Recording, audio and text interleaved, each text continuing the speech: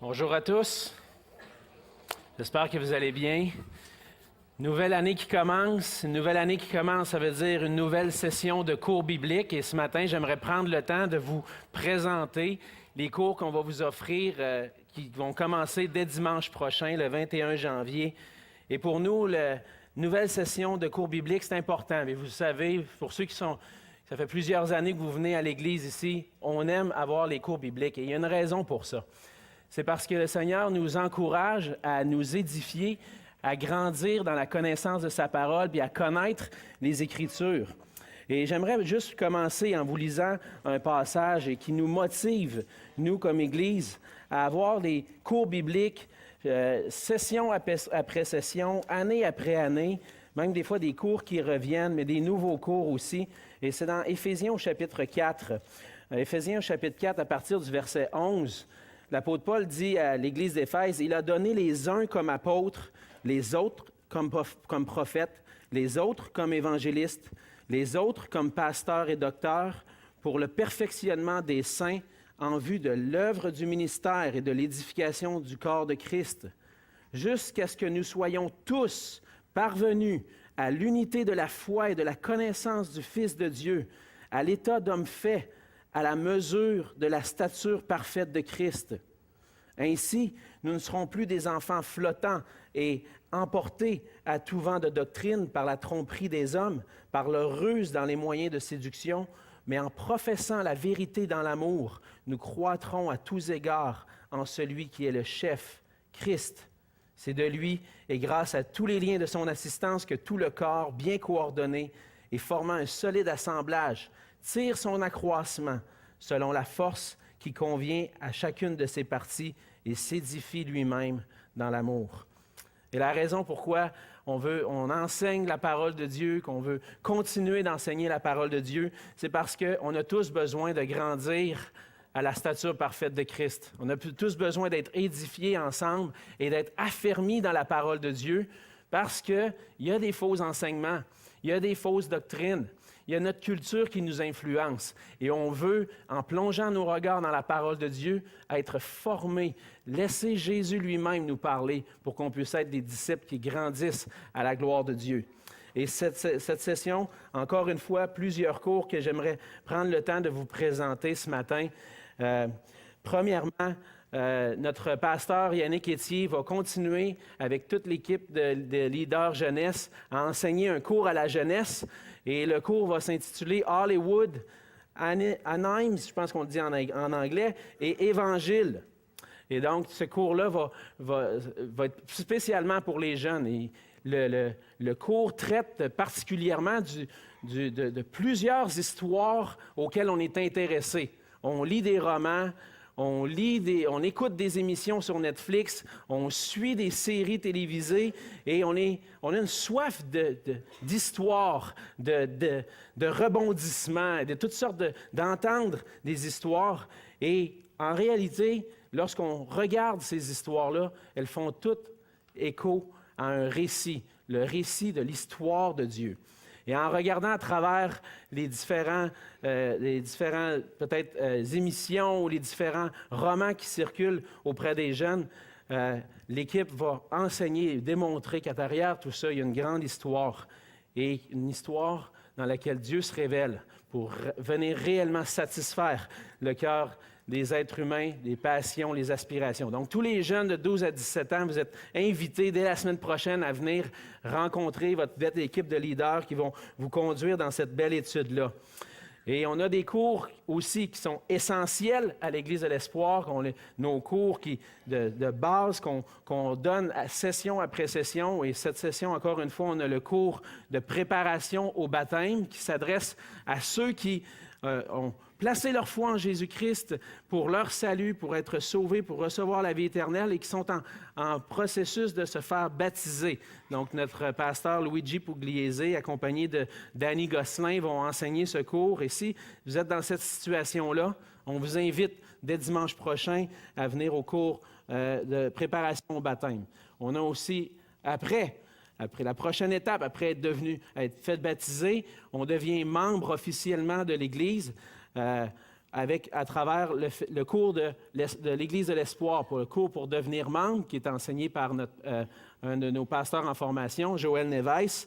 Et Joël passe à travers tout un peu un historique de l'Église de l'Espoir pour la comprendre dans sa vision et dans où on veut s'en aller comme Église, mais aussi apprendre les bons fondements bibliques de qu'est-ce que c'est l'Église et c'est quoi nos croyances. Qu'est-ce qu'on croit ici à l'Église de l'Espoir? Pourquoi on croit ces choses-là? Et Joël prend bien le temps d'aller dans les Écritures et d'appuyer à travers les Écritures qu'est-ce qu'on croit ici et vous encourager à mieux connaître l'Église. On a aussi un autre cours qui va être limité à un certain nombre de participants. Le nombre de participants est limité à 10 cette session ici. C'est le cours sur les finances personnelles, les principes bibliques des finances personnelles. Cette session, c'est notre pasteur Luc Panton qui supervise le cours et qui va accompagner aussi André Hillé dans l'enseignement de ce cours. Et pourquoi on veut donner un cours sur les finances? Bien, la réalité, c'est que Jésus lui-même parle souvent de finances dans les Écritures. Même dans le Nouveau Testament, dans les enseignements de Jésus, ça revient à maintes et maintes reprises. Et on a besoin, comme gestionnaire des biens que Dieu nous confie, d'apprendre à les gérer comme Dieu le veut. Et il y a 3 raisons. Notre façon de gérer l'argent, ça influence notre relation avec le Seigneur. Il y a une réalité, c'est que notre cœur peut être tourné vers les biens. Et on va le voir un petit peu même ensemble ce matin dans la prédication. On peut avoir les cœurs qui recherchent à toujours avoir plus. Notre manière de gérer nos sous, ça influence aussi notre relation avec Dieu. On peut avoir des cœurs partagés, ça c'est une deuxième raison. Notre cœur peut être incliné vers les choses, les finances, l'argent, ces choses-là. Et on a besoin d'apprendre à dire où doit être notre cœur. Et finalement, l'argent dans nos vies joue un rôle important, très important. On a besoin de sous, c'est avec ça qu'on fonctionne. Sans ça, on a de la misère à fonctionner dans la vie. Et donc, on a besoin d'apprendre à gérer nos sous et de les gérer de la façon dont Dieu veut qu'on les gère.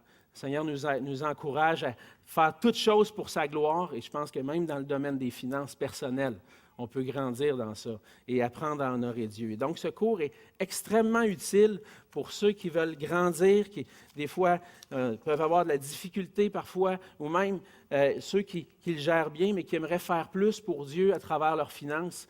Bien, ce cours-là est pour vous et on vous invite à vous inscrire tout de suite après la célébration. Je vais avoir le plaisir d'enseigner avec mon frère Basile Agba un survol des doctrines essentielles. Qu'est-ce que c'est les doctrines essentielles?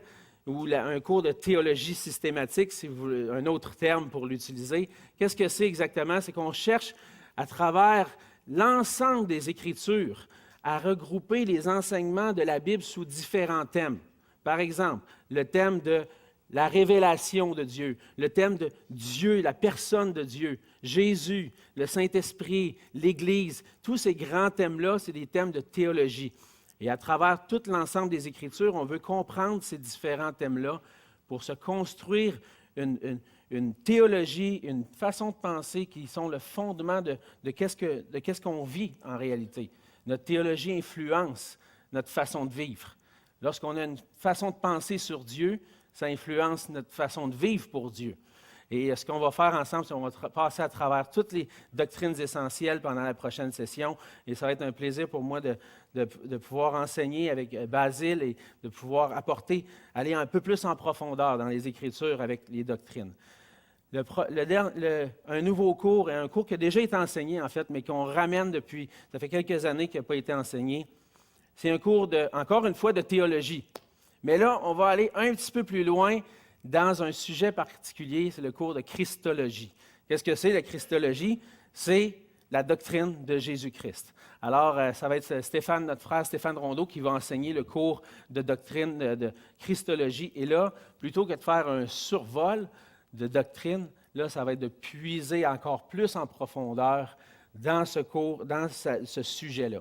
Dans le cours de survol, on prend 2 dimanches pour les doctrines de Christ. Et dans ce cours-là, bien, ça va être 15 dimanches sur la doctrine de la personne de Jésus-Christ et de son œuvre.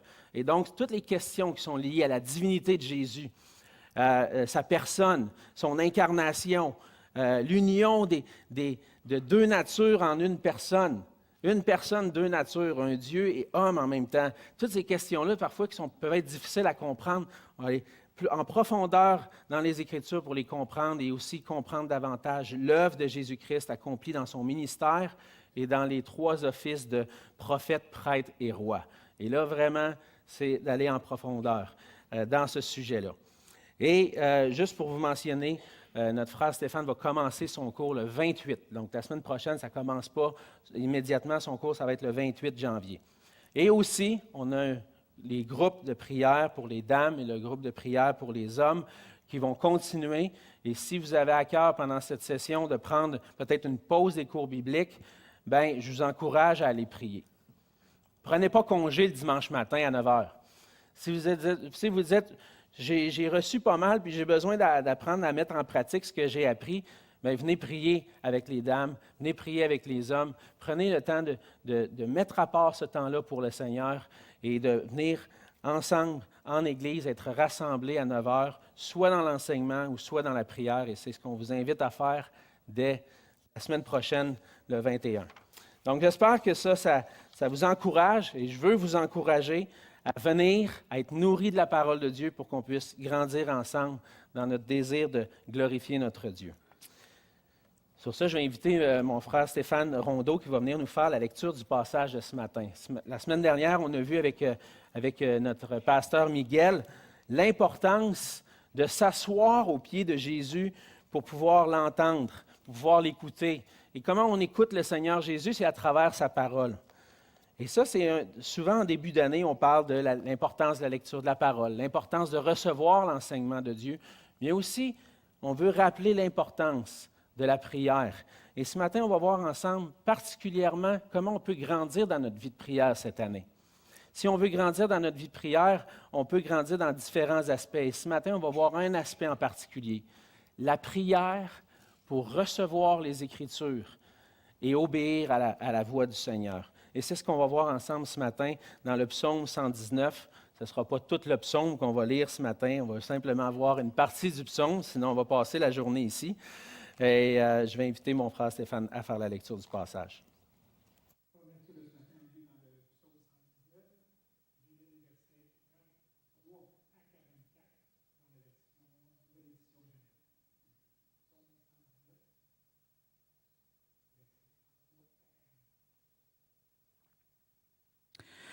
Enseigne-moi, Éternel, la voie de tes statuts, pour que je la retienne jusqu'à la fin.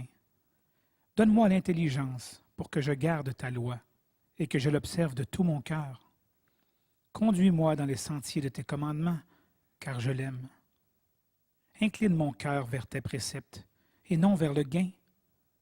Détourne mes yeux de la vue des choses vaines. Fais-moi vivre dans ta voie. Accomplis envers ton serviteur ta promesse, qui est pour ceux qui te craignent. Éloigne de moi l'opprobre que je redoute, car tes jugements sont pleins de bonté. Voici, je désire pratiquer tes ordonnances. Fais-moi vivre dans ta justice. Éternel, que ta miséricorde vienne à moi, ton salut selon ta promesse. Et je pourrai répondre à ceux qui m'outragent, car je me confie en ta parole. N'ôte pas entièrement de ma bouche la parole de la vérité, car j'espère en tes jugements. Je garderai ta loi constamment, à toujours et à perpétuité. Merci. On va se courber dans un mot de prière.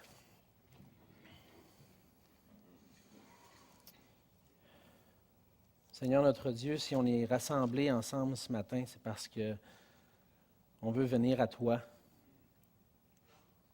On veut prendre ce temps dans ta présence, ensemble, pour t'entendre, Seigneur. T'entendre nous parler à travers ta parole. Et aussi parce qu'on veut t'honorer, te glorifier à travers nos chants, nos louanges et à travers notre vie, Seigneur. Seigneur, nos vies sont parfois très mouvementées. Et puis, ça fait en sorte que nos cœurs ne sont pas toujours entièrement tournés vers toi. Ma prière ce matin, Seigneur, c'est que tu puisses venir nous parler ce matin afin que nos cœurs soient tournés vers toi. Que nous puissions réaliser, Seigneur, notre besoin de toi et que nous puissions apprendre de toi, Seigneur, à savoir comment nous pouvons dépendre davantage de toi, Seigneur, dans une vie qui cherche à t'obéir, qui cherche à te glorifier, Seigneur. Viens parler à nos cœurs par ta parole. Transforme-nous pour qu'on puisse être une Église qui t'honore, qui te glorifie, comme toi seul es digne d'être adoré et glorifié. Et c'est dans le nom de Jésus que je te prie. Amen. Amen. On a eu récemment le privilège, comme Église, de recevoir des nouveaux-nés. Vous vous souvenez, il y a quelques semaines, on avait plusieurs couples avec leurs nouveaux-nés dans les bras. Et puis, on a prié pour eux. Et puis, tout récemment, on a appris la naissance du petit bébé de Rodrigo et Elisabeth, la petite Eliana. Et de voir ça, ça me rappelle que, il n'y a pas si longtemps, j'étais là. Mon ami, le temps passe vite. Mon plus vieux vient d'avoir 12 ans. Pour moi, c'était hier. Mais ça me rappelle le moment de quand Cynthia a accouché, quand on a eu nos enfants. Puis, je suis déjà en train de broyer, juste à me rappeler de ces moments-là. C'était merveilleux, merveilleux, des moments merveilleux. Mais j'ai réalisé en prenant les petits bébés dans mes bras, combien les bébés sont tellement dépendants de leurs parents. Aussitôt qu'ils sortent du ventre, ça prenait quelqu'un pour les prendre dans les bras, pour l'envelopper, pour le réchauffer. Notre troisième garçon, Liam, lorsqu'il est né, il avait une température un petit peu plus basse. Alors, il a dû être collé à moi pendant plusieurs heures pour le réchauffer. Il était dépendant de la proximité de son papa, dépendant de la nourriture, dépendant du vêtement, dépendant de tout, finalement. Si on ne s'occupe pas des enfants, ils vont mourir. Ils ne pourront pas continuer à grandir et à vivre. Autant que nos enfants sont dépendants des parents, nous, on est dépendants de notre Papa céleste. Et on a besoin d'apprendre à dépendre de notre Papa céleste. Surtout dans le domaine qu'on a vu la semaine passée, lorsqu'on cherche réellement le bonheur, quand on veut être heureux dans la vie, quand on veut marcher pour le Seigneur, on est tellement dépendant de Dieu. C'est ce qu'on a vu la semaine dernière. On a vu ensemble que pour être vraiment heureux, pour vivre une joie véritable dans cette vie, on dépend d'une relation personnelle avec le Seigneur Jésus et dans l'écoute de sa parole. Comme disciple de Jésus-Christ, maintenant, je suis dépendant, totalement dépendant de lui. Dans le fond, ce que j'ai fait, ça n'a pas changé lorsqu'on est devenu disciple de Jésus-Christ, c'est qu'on a juste reconnu qu'on était dépendant de lui. Avant, on vivait selon nos propres désirs, mais maintenant, on réalise qu'on est dépendant de Dieu, mais qu'on est dépendant de notre Seigneur. Maintenant, on veut marcher pour le Seigneur Jésus. On est devenus des disciples, et des disciples, ça veut dire marcher à la suite. Et on veut être des disciples qui marchent à la suite de Jésus. Et pour ça, on doit s'arrêter pour écouter sa parole, entendre sa parole, parce qu'on veut obéir à notre Maître. On veut apprendre à connaître sa volonté pour lui obéir. Mais en même temps qu'on réalise qu'on a ce choix à faire, de dire, non, il faut que je m'arrête, comme Marie a fait. Marie, elle s'était arrêtée, puis elle écoutait le Seigneur. En même temps, on voit qu'on dépend de lui dans toutes sortes de choses. Même, pas juste pour la nourriture, le vêtement, mais nos cœurs dépendent du Seigneur pour qu'on puisse être attirés vers lui, pour qu'on puisse se tourner vers lui. Comme Marie, on sait que ce qui est bien de faire, c'est de s'asseoir, prendre la parole de Dieu, laisser Jésus nous parler et l'écouter. Mais en même temps, comme Marthe, on est préoccupé par plein de choses qui font que nos priorités changent, puis souvent, le temps avec le Seigneur pour apprendre de lui est relégué en bas de la liste des priorités. On sait qu'est-ce qu'on doit faire, mais si vous êtes comme moi, des fois, la vie va tellement vite qu'on oublie. Et dans le passage de ce matin, on apprend qu'on est dépendant de Dieu. Non seulement pour faire le choix de recevoir sa parole, mais pour la recevoir, pour la comprendre, pour l'aimer et pour vivre pleinement la loi de Dieu. Dans le passage de ce matin, on voit que le psalmiste a un amour particulier pour la loi de l'Éternel. À l'époque où il est en train d'écrire, probablement que le psalmiste avait seulement la loi de Moïse entre ses mains. Les 5 premiers livres de la Bible, la Genèse à Deutéronome, et c'est ce qu'on appelait la loi de l'Éternel. Et on voit que sa prière est tournée vers cette loi-là. Pour nous, aujourd'hui, on est 3000 ans plus tard, peut-être 2500 ans plus tard que la fin de l'Ancien Testament, puis peut-être 3000 ans plus tard que l'époque du psalmiste. Et là, nous, on a eu l'occasion, par la révélation de Dieu en Jésus-Christ, et les auteurs, les apôtres qui ont écrit, on a l'opportunité de ne pas avoir seulement une partie de la parole de Dieu, mais toute la parole de Dieu. Ce qui fait en sorte que la parole de Christ ne se limite plus maintenant aux 5 livres de la loi, mais plutôt à tout l'ensemble des Écritures. Et pour nous, la loi de l'Éternel, la parole de Dieu, c'est toutes les Écritures qui ont été inspirées par Dieu. Et pour nous, cette prière-là s'applique non seulement à la loi, mais plutôt à l'ensemble des Écritures. Et pour nous, la loi de l'Éternel, ce qu'on cherche à obéir, c'est l'ensemble des Écritures, parce que toute Écriture est inspirée de Dieu. Et on voit dans ce passage la prière du psalmiste, qui devrait être la prière des disciples du Seigneur. En fait, le psalmiste est dépendant, réalise sa dépendance envers Dieu pour recevoir, aimer et vivre la parole. Et si en 2018, on veut réellement faire un pas de plus dans notre croissance à l'image de Jésus-Christ, cette prière-là doit devenir notre prière. On va voir ensemble ce matin que pour grandir dans l'obéissance au Seigneur, on ne dépend pas seulement de notre bonne volonté ou d'efforts personnels, mais que pour obéir à la parole de notre Père, nous devons dépendre de lui dans la prière. Pour obéir à la parole de notre Père, nous devons dépendre de lui dans la prière. Et nous dépendons du Seigneur dans 3 domaines particuliers en lien avec sa parole. Premièrement, on dépend du Seigneur dans la prière pour recevoir sa parole. Deuxièmement, on va voir ensemble qu'on dépend du Seigneur dans la prière, non seulement pour la recevoir, mais pour l'aimer. Et finalement, on dépend du Seigneur dans la prière pour pouvoir la vivre, ce qui est notre but ultime.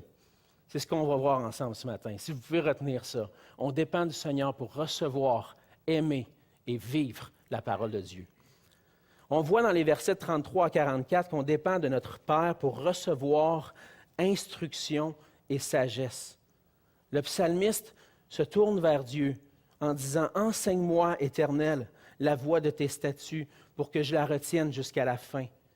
Donne-moi l'intelligence pour que je garde ta loi et que je l'observe de tout mon cœur. » Pour que cette prière-là puisse devenir aussi notre prière, on a besoin de réaliser que par nature, on a besoin d'instruction qui vient de Dieu, parce que par nature, on est errant dans nos raisonnements.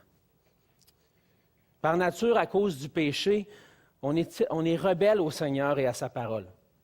La prière qui est exprimée ici, ce n'est pas la prière de quelqu'un qui n'est pas un enfant de Dieu. C'est à cause du péché, on a une rébellion envers Dieu, envers sa parole. Notre désir, ce n'est pas de recevoir la parole de Dieu, mais c'est plutôt de dire, je vais recevoir d'à peu près tout ce que puis je vais faire de tout ce qui se dit, puis je vais faire mon propre choix, puis je vais vivre comme bon me semble. Et c'est ça la réalité. Par nature, c'est comme ça. C'est comme ça qu'on était avant de connaître Dieu, avant de connaître Jésus-Christ. On errait dans nos raisonnements, on pensait qu'on savait tout ce qui était bon pour nous.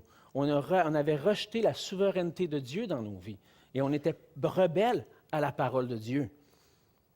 Et par nature, Paul va dire aux Éphésiens, par nature, on est des enfants rebelles qui ne désirent pas recevoir la parole de Dieu. Il y a un autre élément aussi qu'on doit réaliser, c'est que par nature, je suis sage à mes propres yeux. On pense qu'on n'a pas besoin de Dieu. Et de plus, surtout avec le monde dans lequel on est rendu, avec les découvertes scientifiques des derniers siècles, de plus en plus, on répond à nos besoins nous-mêmes. Avant, pour pouvoir avoir la nourriture, je devais cultiver la terre. Je devais élever des bœufs, des agneaux, des porcs peut-être, et ultimement pour servir à ma nourriture. Aujourd'hui, j'ai juste besoin d'aller au marché, faire mon épicerie au métro, puis remplir mon panier, puis partir. C'est réglé. J'ai des bananes, des raisins, des oranges, ça vient de partout dans le monde. J'ai presque pas levé le petit doigt, je suis juste aller au métro ou au Costco, ou où vous voudrez. Je fais pas de la vente trop pour métro un matin, là. J'ai de la famille dans l'alimentation, ils ont des marchés métro. Fait que mais où vous voudrez faire votre épicerie, vous irez où vous voudrez. Mais c'est facile. On n'a plus besoin de se casser la tête. Ou pour toutes autres sortes de besoins, même dans l'avancée médicale.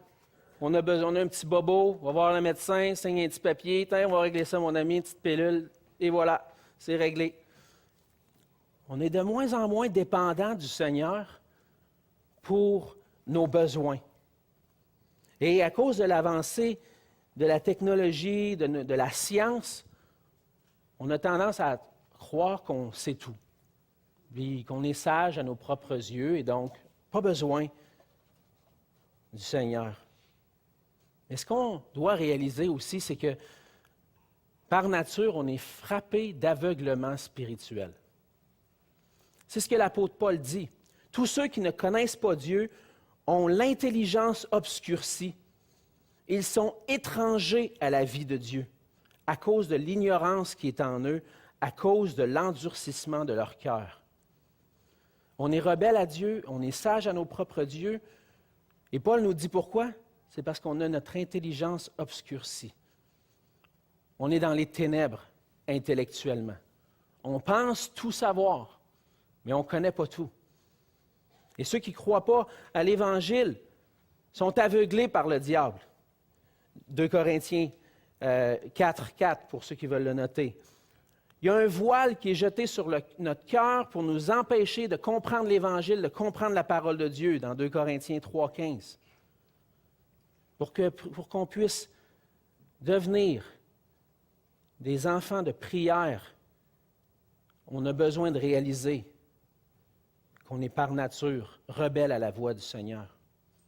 Mais on doit réaliser aussi qu'on dépend de Dieu pour recevoir sa parole. C'est le Saint-Esprit qui illumine notre intelligence. C'est seulement par l'œuvre de l'Esprit de Dieu qu'on peut réellement connaître Dieu, réellement connaître sa parole.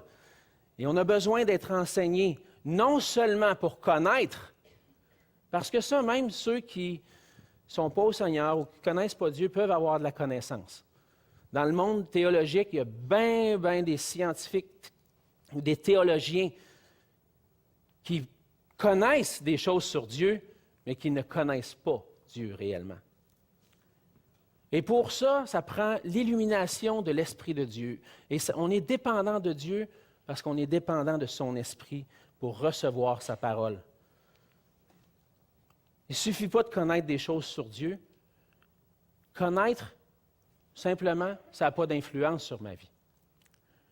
Mais lorsque le Dieu fait son œuvre en nous pour comprendre réellement les Écritures, comprendre l'Évangile, il y a un changement qui se produit parce que la connaissance produit du fruit. Et c'est ça pourquoi on est dépendant du Seigneur. On n'est pas dépendant du Seigneur pour connaître des choses sur Dieu. On est dépendant du Seigneur pour connaître, le connaître lui, et connaître comment vivre notre vie à la lumière des Écritures.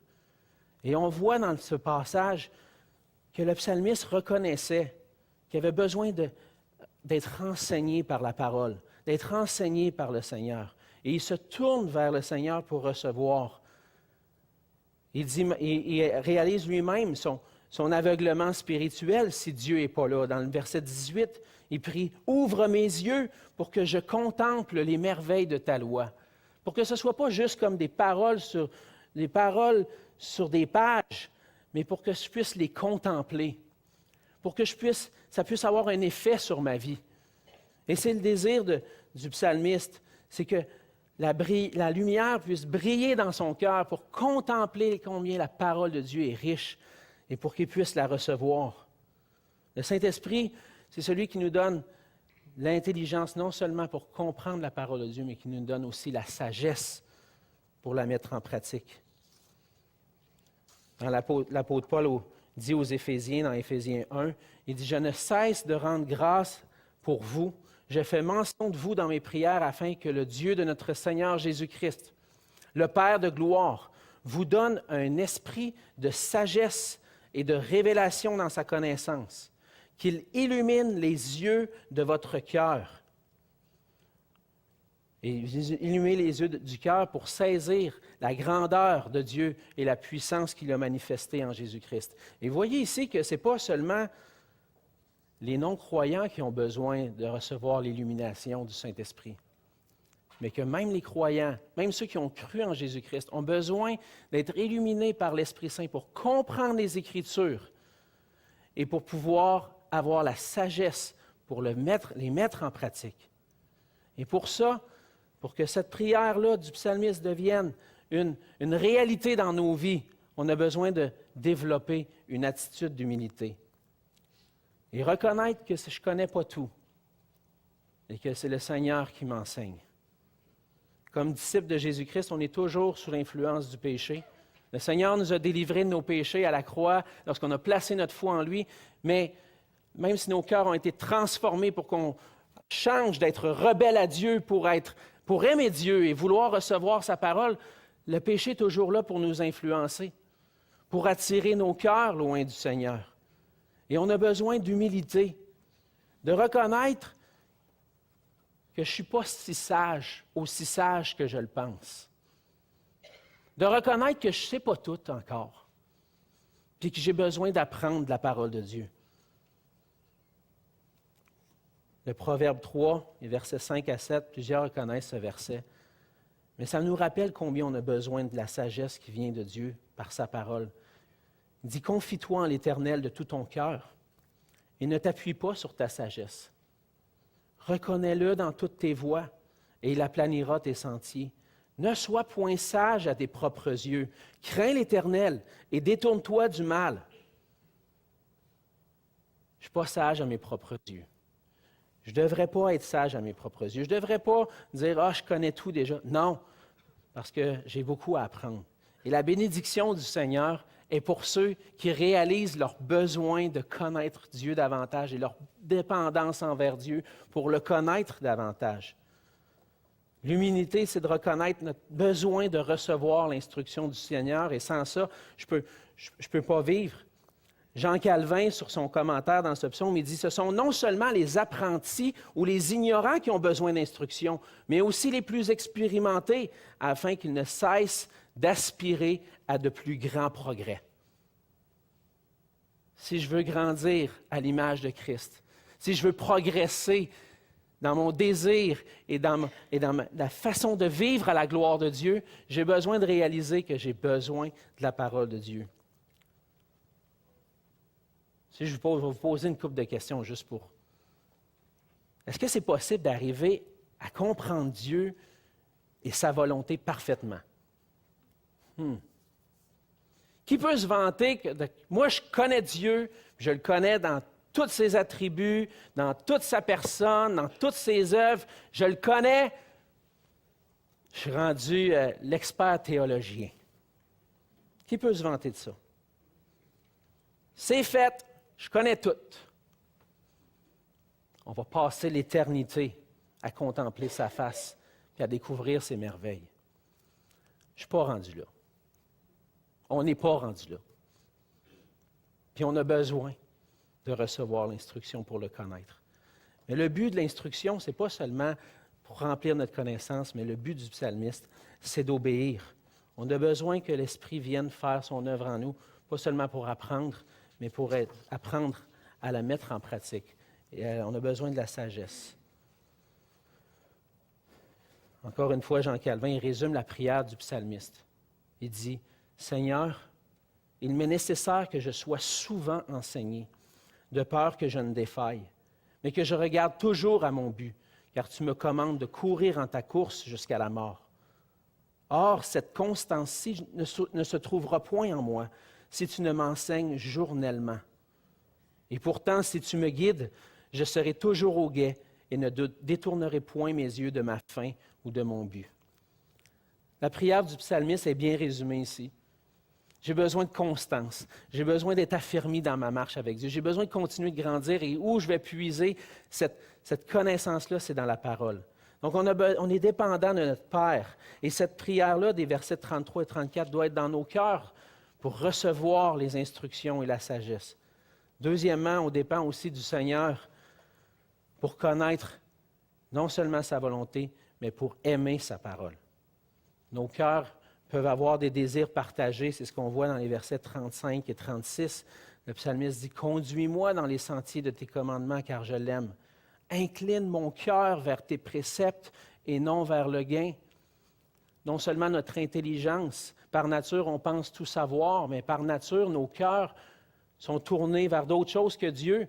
Et même en étant chrétiens ou en étant des enfants de Dieu, nos cœurs peuvent être tournés vers autre chose que Dieu lui-même. Nos cœurs peuvent avoir des désirs partagés. On voit souvent dans la vie chrétienne que lorsque quelqu'un se convertit et vient au Seigneur, reçoit par la foi l'œuvre du Seigneur Jésus dans sa vie, il y a comme une soif de connaître Dieu. Mon père, lorsqu'il s'est converti au Seigneur, ou peut-être même un peu avant, là, il avait l'œuvre de son esprit dans son cœur, je suis pas mal certain. Il cherchait à connaître les Écritures. Il a pris 3 jours pour lire le Nouveau Testament au complet. Je n'ai jamais fait ça dans ma vie. Mais souvent, ceux qui se convertissent au Seigneur ils ont comme une soif. Ils disent, j'ai besoin de connaître Dieu, il faut que je lise les Écritures. Puis là, ils lisent, puis là, ils viennent au cours biblique, ils viennent à la prédication, ils sont dans les petits groupes, puis ils prennent du temps avec le Seigneur, ils reçoivent sa parole. Il y a un désir de connaître Dieu, il y a un amour pour la parole qui se développe. Mais ça, c'est l'œuvre de l'Esprit de Dieu. Vous avez peut-être déjà vécu ça. J'espère que vous continuez de le vivre, mais ça se peut que des fois, on n'est plus là. Avec le temps, on en connaît plus, puis notre cœur n'est pas nécessairement tourné vers les choses de Dieu, mais plutôt vers des choses que le monde nous propose. Le psalmiste nous parle du danger, au verset 36, d'avoir un cœur incliné vers le gain, vers les richesses, plutôt que vers la parole de Dieu. Paul dit dans 1 Timothée 6, « Car l'amour de l'argent est une racine de tous les maux. » Qu'est-ce qui nous procure la joie? Qu'est-ce qui nous procure le bonheur? Si je vous pose la question, qu'est-ce qui vous réjouit? Qu'est-ce qui vous satisfait le plus? Vers quoi votre cœur est incliné pour satisfaire vos désirs? Peut-être que c'est les richesses. Peut-être que c'est l'avancement dans la vie. Ça peut être plein de choses. Notre cœur peut être tourné vers autre chose pour trouver notre satisfaction ailleurs qu'en Dieu. Mais le psalmiste prie, dit « Incline mon cœur vers tes préceptes et non vers le gain. » Il reconnaît que c'est le Seigneur qui incline nos cœurs vers sa parole. Parce que naturellement, on ne reçoit pas la parole de Dieu comme on a vu. Et c'est par son esprit que le Seigneur fait cette œuvre-là. Je dépends du Seigneur pour que mon cœur aime sa parole. Et on a besoin constamment de grandir dans un amour pour la parole de Dieu. Puis on a besoin de réaliser que notre amour pour Dieu a besoin d'être entretenu. Ça va arriver des fois. Mon cœur n'est pas à l'endroit où il devrait être par rapport à Dieu, par rapport à sa parole. Ça va arriver dans la vie chrétienne qu'on se refroidit, il y a la chaleur de l'amour de Dieu qu'on a dans le cœur, on ne l'expérimente pas autant. Et pourtant, dans ces moments-là, qu'est-ce qui arrive? On s'éloigne de la parole de Dieu. On a tendance à dire, j'attendrai que mon cœur soit un peu plus brûlant pour aller vers Dieu. Alors que c'est dans ces moments-là qu'on a le plus besoin. C'est dans les moments où je sens que mon cœur n'est pas là, que j'ai le plus besoin de retourner vers Dieu. Parce que c'est lui qui me transforme pour que je puisse aimer plus sa parole. C'est lui qui, par son esprit, réchauffe mon cœur d'un amour pour lui, d'un amour pour sa parole, puis d'un désir de recevoir. Fait que des fois, là, dans la vie, dans votre vie chrétienne, si vous sentez « j'ai pas d'amour pour Dieu », attends pas que ça vienne tout seul. Tu as besoin de la parole de Dieu pour nourrir cet amour-là. C'est le bois qui alimente le feu du Saint-Esprit dans ton cœur pour aimer Dieu. Mets du bois. Tourne dans les Écritures. Nourris-toi des Écritures pour réchauffer ça un peu plus. Laisse-les pas de côté. On a besoin du Seigneur, on est dépendant de lui.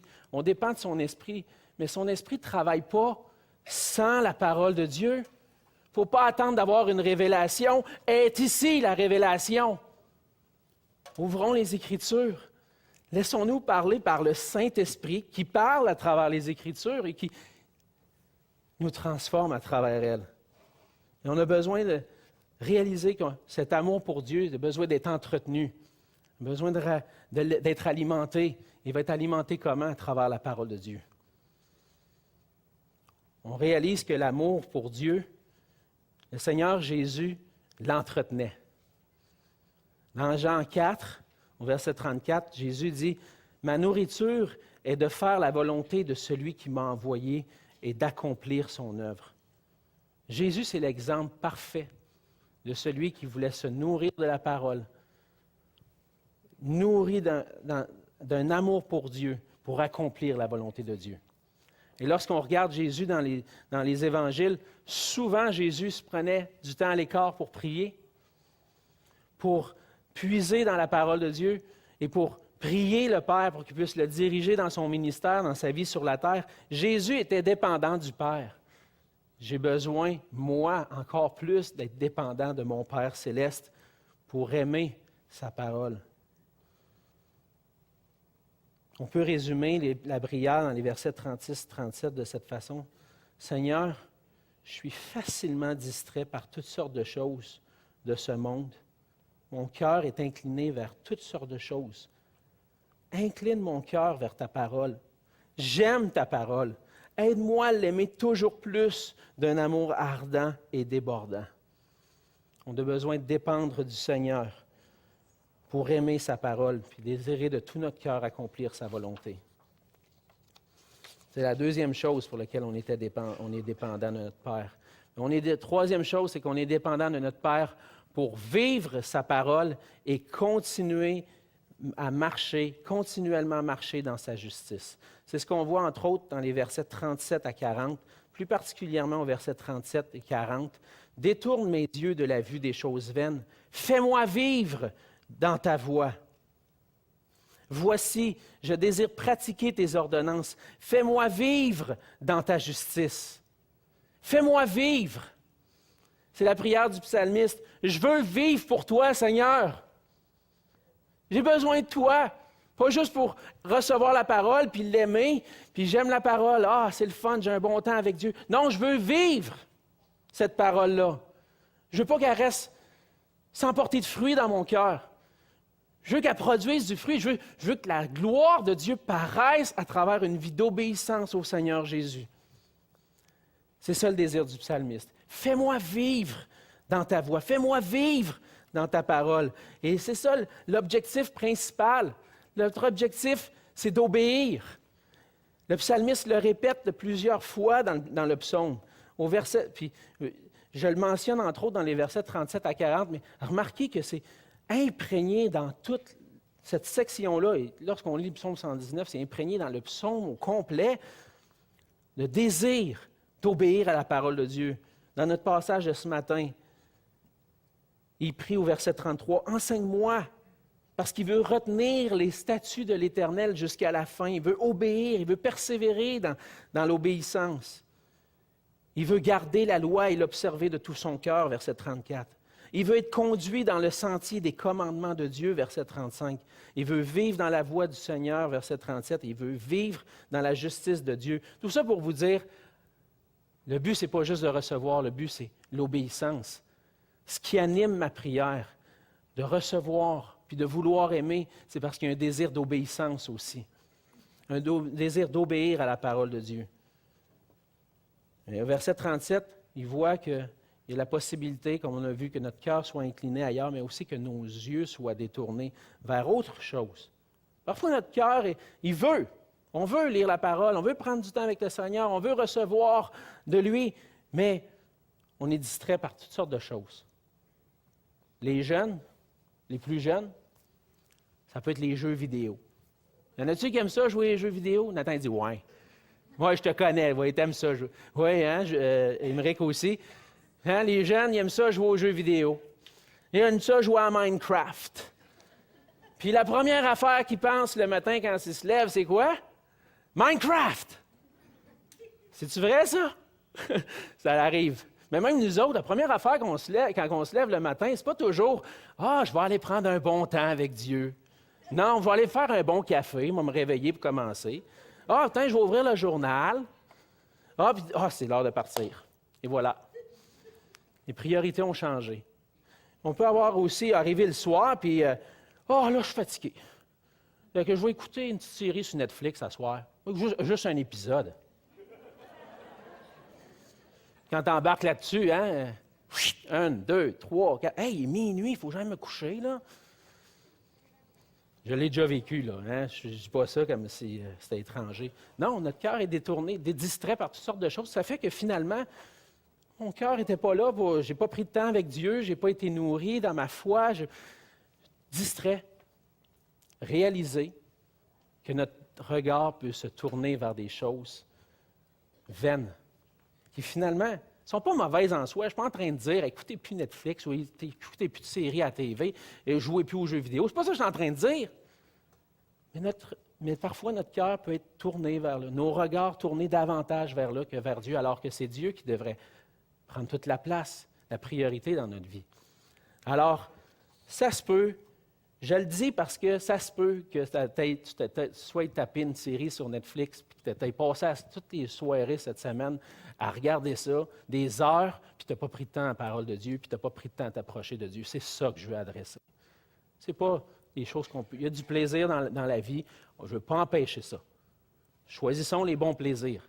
Mais notre plaisir doit premièrement être en Dieu. C'est ça qu'on veut. On ne veut pas détourner nos cœurs, nos yeux vers d'autres objectifs.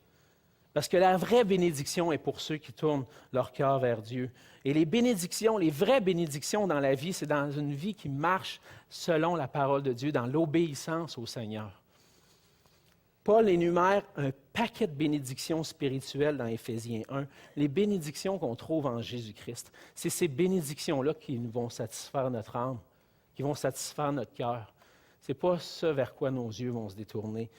Alors, on doit regarder à Jésus, qui est notre modèle, que quoi qu'on était incapable de vivre parfaitement la justice de Dieu, lui a vécu parfaitement cette justice-là. Le désir du psalmiste, à la fin, « Fais-moi vivre dans ta justice. Je veux vivre ta justice. Je veux obéir à tes commandements. » Mais Jésus a réussi.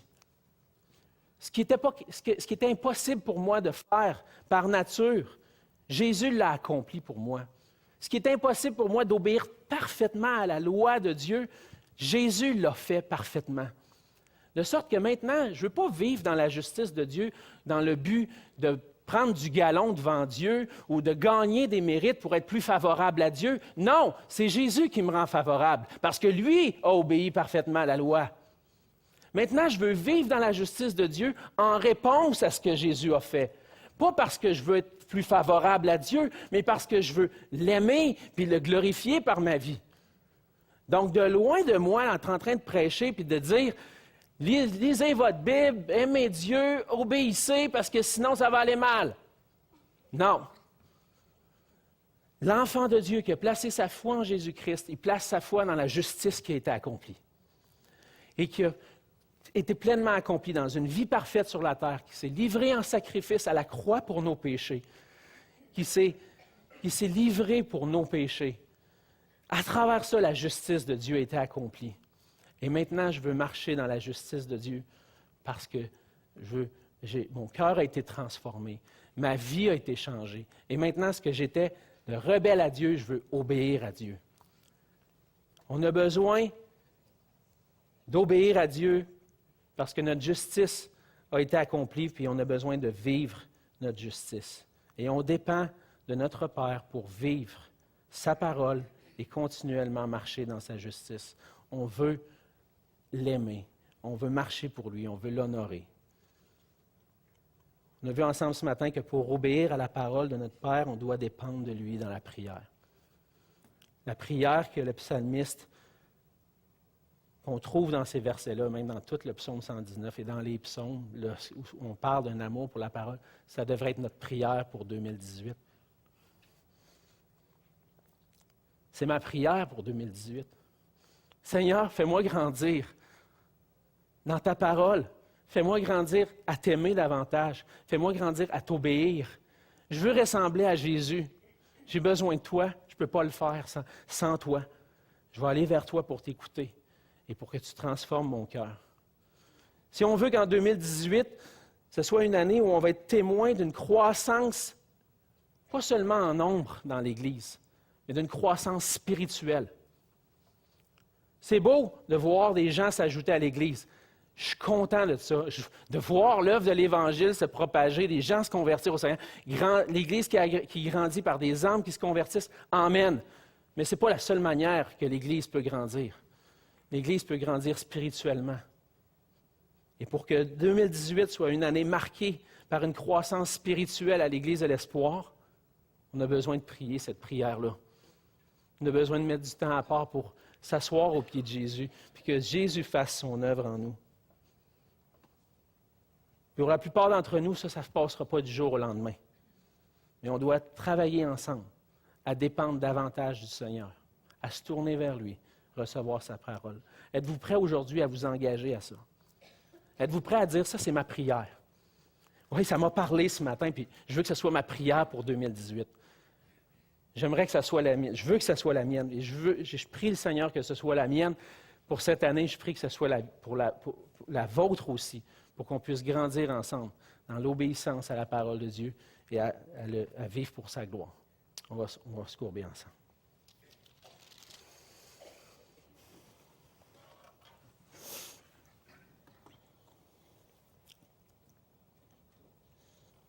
Enseigne-moi, Éternel, la voie de tes statuts, pour que je la retienne jusqu'à la fin.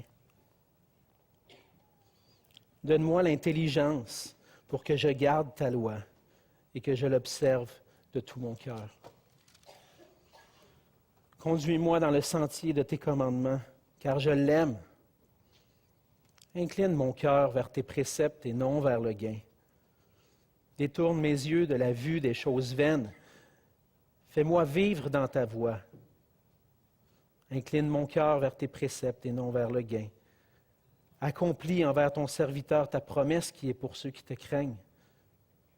Éloigne de moi l'opprobre que je redoute, car tes jugements sont pleins de bonté. Voici, je désire pratiquer tes ordonnances. Fais-moi vivre dans ta justice. Seigneur, on dépend de toi, pleinement de toi, pour avoir des cœurs attentifs à ta parole.